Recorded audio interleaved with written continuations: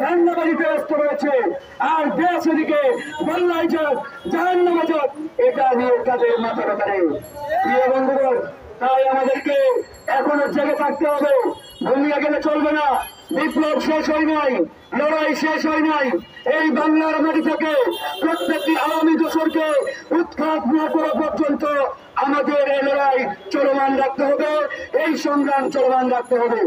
বিগত দুটো দলের প্রোগ্রাম হয়েছে, একটি ঢাকার ইঞ্জিনিয়ার্স ইনস্টিটিউশনে আর একটি প্রেস ক্লাবে হলরুমে।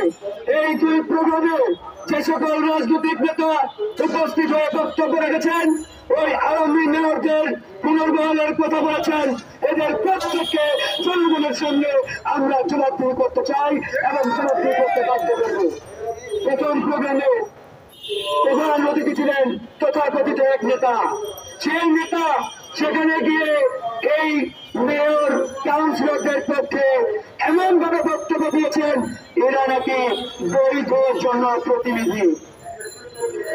আমি বলতে চাই, এরা যদি বৈধ জনপ্রতিনিধি হয়, তাহলে তাদের আম্মা হাসিনা বৈধ প্রধানমন্ত্রী, তাকে মেনে নাও, তারপরে এদেরকে পুনর্বহালের কথা বলবা, তার আগে নয়।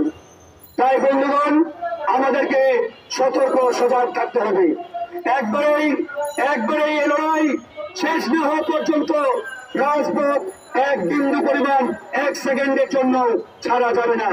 তাই আমাদের এই লড়াই চলছে, এই লড়াই চলবে। আরেকটি ইতিমধ্যেই আমরা আন্দোলন শুরু করেছি বিডিআর হত্যাকাণ্ড। এই বিডিআর হত্যাকাণ্ড নিয়ে ইতিমধ্যে এই সরকার টালবাহানা শুরু করেছে।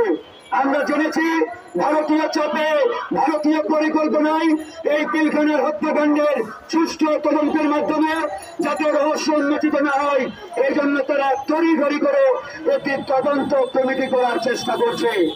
আর আমরা বলেছি, এই হত্যাকাণ্ড নিয়ে কোন তদন্ত কমিটি হবে না, এই হত্যাকাণ্ড নিয়ে জাতীয় তদন্ত কমিশন গঠন করতে হবে।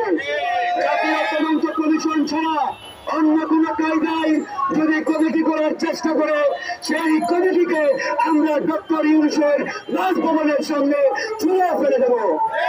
জাতীয় কমিশন করেই ওই পিলখানার হত্যাকাণ্ডের রহস্য উন্মোচন করতে হবে।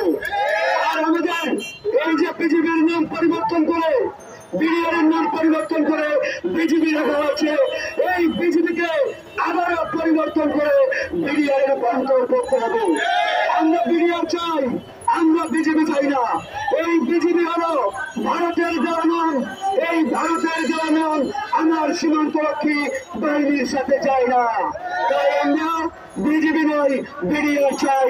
আমাদের লড়াই, এই আন্দোলনে আমরা আপনাদের সকলকে ধন্যবাদ জানিয়ে এখানে শেষ করছি। আল্লাহ হাফেজ।